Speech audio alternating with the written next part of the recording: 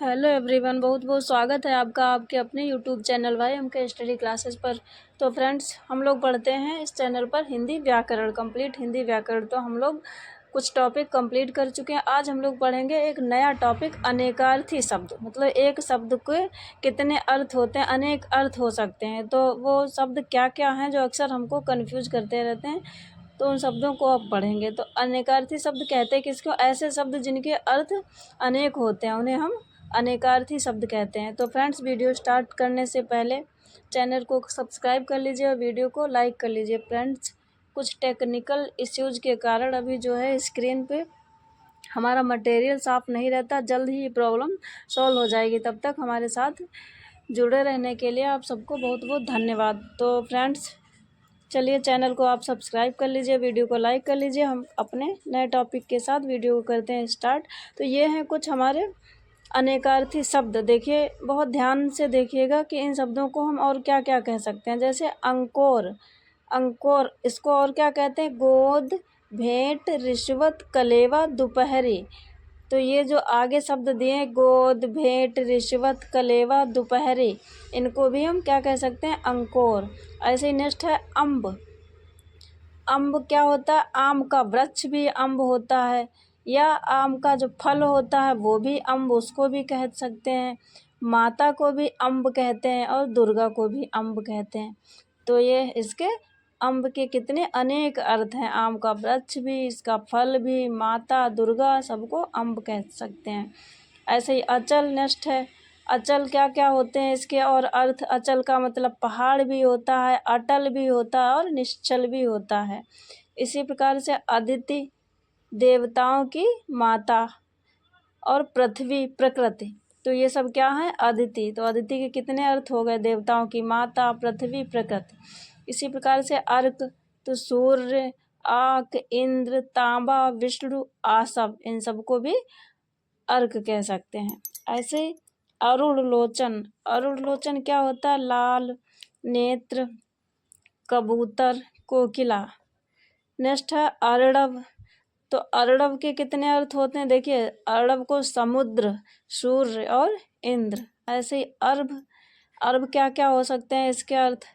अर्भ बालक को भी कहते हैं, शिष्य को भी कहते हैं, शिशिर को भी कहते हैं और सागपात को भी अर्भ कहते हैं। अस्म क्या होता है? पत्थर भी होता है, पर्वत, बादल।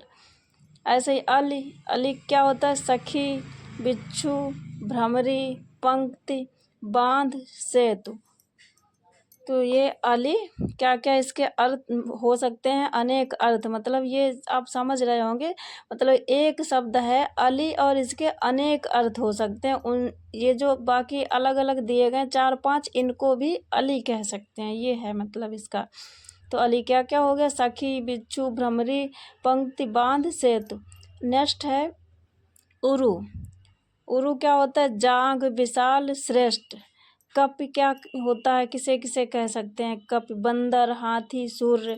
नेक्स्ट है कपिल, अग्नि, कुत्ता, चूहा, शिलाजीत, शिव, वानर, सूर्य। ये इसके होते हैं अर्थ। विष्णु और भी हैं, विष्णु, मटमैला, सफ़ेद, एक, मुनि। नेक्स्ट है कलधौत। कलधौत के अनेक क्या क्या अर्थ होते हैं? सोना, चांदी, सुमधुर, शब्द, सुंदर, धुला हुआ। नेक्स्ट है कलापिनी। कलापिनी किसे किसे कहते हैं? मोर को भी कहते हैं, रात्रि को भी कलापिनी कहते हैं। कलि, कलि क्या क्या होता है? विवाद, शिव को भी कहते हैं कलि, पाप को भी कहते हैं, युद्ध को भी कलि कहते हैं, दुख को भी, एक युग भी होता है कलि, और वीर, इन सबको क्या? कलि कह सकते हैं। तो कलि के इतने अर्थ हैं।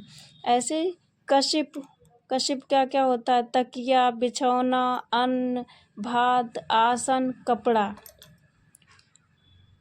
और प्रहलाद के पिता को भी कपिशु कहते हैं।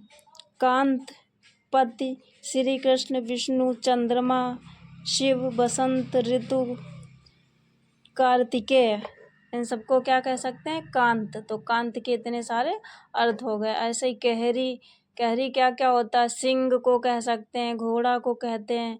नेक्स्ट है कोश, कोश क्या होता है? शब्द संग्रह, खजाना, म्यान, डिब्बा, इन सबको कोश कह सकते हैं।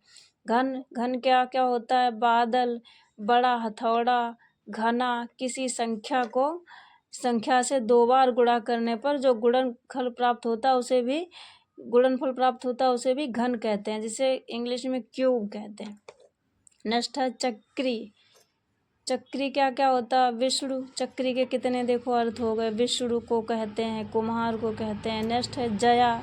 अब देखिए जया किसे किसे कह सकते हैं? दुर्गा, पार्वती को, पताका को, हरि, दूब, इन सबको जया कह सकते हैं। जलज। जलज किसे किसे कहते हैं? कमल, शंख, मोती, शेवार, चंद्रमा, मछली। जीवन, पानी, जिंदगी, प्राण, जल, पुत्र, गंगा, आजीविका, ये सब क्या है? जीवन। ताल, तालाब, ताड़ का वृक्ष, संगीत का समायक, संकेत, विशेषण। दुर्धर, मेढक, बादल।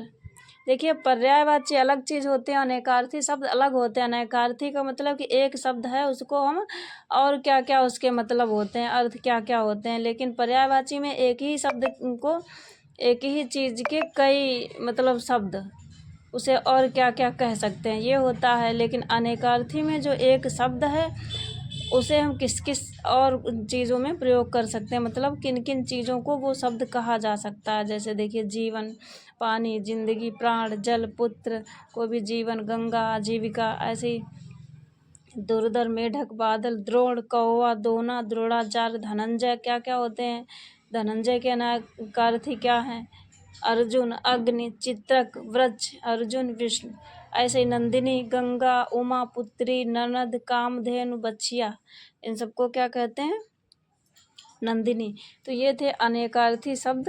आई होप आपने समझ लिए होंगे। बाकी इधर ये सब और चीज़ें हैं, ये सब हम पढ़ेंगे बाद में। तब तक हम लोगों को पढ़ना था सिर्फ अनेकार्थी शब्द। इधर जो हैं ये हैं विभिन्न प्रकार की परीक्षाओं में आए हुए। चलिए इन्हें भी देख लेते हैं जल्दी जल्दी। देखिए ये है यूपी पीसीएस प्री परीक्षा 2014 में आया द्विज। द्विज, द्विज को क्या कहते हैं? पक्षी को भी द्विज कहते हैं, दांत को भी द्विज कहते हैं, अंडज को भी द्विज कहते हैं, प्राणी को द्विज कहते हैं, ब्राह्मण को भी कहते हैं और चंद्रमा को भी द्विज कहते हैं। तो ये होते हैं अनेकार्थी शब्द। नेक्स्ट है यूपी पीसीएस ये 2013 में आया खर। खर मीन्स क्या क्या होता है? गधा। गधा को भी खर कहते हैं। तिनका को कहते हैं जो छोटा सा घास का तिनका होता है। प्रखर को भी कहते हैं एक राक्षस, और दुष्ट, इनको भी खर कहते हैं। नेक्स्ट है ये उत्तर प्रदेश राजस्व निरीक्षक परीक्षा 14 में आया हुआ है। तो इसमें क्या है? नाग, हाथी। अब ये किसे किसे कहते हैं? नाग, हाथी को, सांप को, पर्वत को, बादल, वायु का एक भेद। ऐसे गो, गाय, नदी, इंद्र, तारे, आकाश, पृथ्वी, इंद्र, इन सबको भी गो कहते हैं। वज्रवाणी, सरस्वती, इनको भी कहते हैं। और माता, जल, दिशा, साढ़, चंद्रमा, घोड़ा, संख्या 9, इन सबको गो कहते हैं। अब्ज नेक्स्ट है। अब्ज किसे किसे कहते हैं? कमल, चंद्रमा, शंख, कपूर। तो अब्ज के इतने सारे अनेक अर्थ हैं। अब्ज के कितने? कमल, चंद्रमा, शंख, कपूर। अगला है पतवार। अब पतवार के कितने अर्थ देखिए, किन किन चीज़ों को पतवार कहते हैं? कर्ण, कुंती का पुत्र, पंतवार है सॉरी, कुंती का पुत्र, कान, समकोण, त्रिभुज में एक स्पष्ट, त्रिभुज में एक सबसे बड़ी भुजा होती है, उसे भी पतवार कहते हैं। नेक्स्ट है पानी, ये हम पढ़ भी चुके हैं इस पीछे अभी। पानी, जल, चमक, इज्जत, लज्जा, वर्षा, स्वाभिमान, वन। नेक्स्ट है यूपी एसडीआई एग्जाम 2006 में आया हुआ अंबर।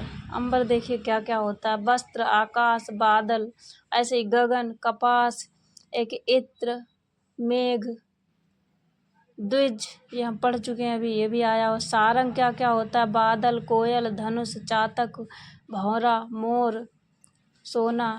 हंस क्या क्या होता? हंस, चंद्रमा, ये भी सारंग को ही कहते हैं।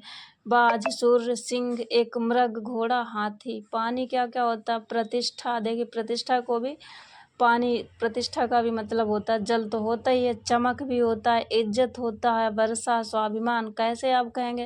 देखिए पानी जैसे नहीं, वो रहमान दास जी का हम लोग दोहा पढ़ते हैं, रहीमन पानी राखिए बिन पानी सब सून, पानी गए न उबरै मोती मानुष चून। तो वहाँ पे देखिए वही है प्रतिष्ठा, वहाँ पे प्रतिष्ठा भी होता है पानी का मतलब। पानी जब मनुष्य की वो चली जाती है प्रतिष्ठा, पानी उतर जाता है, उसी कहते हैं, उसमें कोई प्रतिष्ठा नहीं है। ऐसे ही मोती का पानी उतर जाता है तो वहाँ पे उस पानी का मतलब पानी होता है, तो उसकी भी कोई वैल्यू नहीं होती। ऐसे ही देखिए नेक्स्ट शब्द देखिए, इसको ये छोड़ते हैं। विधि, विधि का क्या क्या मतलब होता है? विधाता, कानून, ब्रह्मा, युक्ति, व्यवस्था, तरीका, अवधि।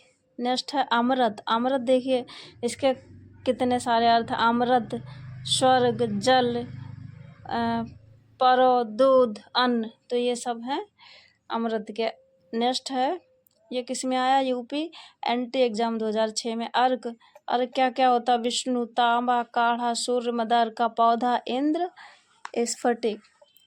पत्र, पत्ता, चिट्ठी, कागज, पंख, समाचार पत्र, धातु का फल, धातु का पत्थर।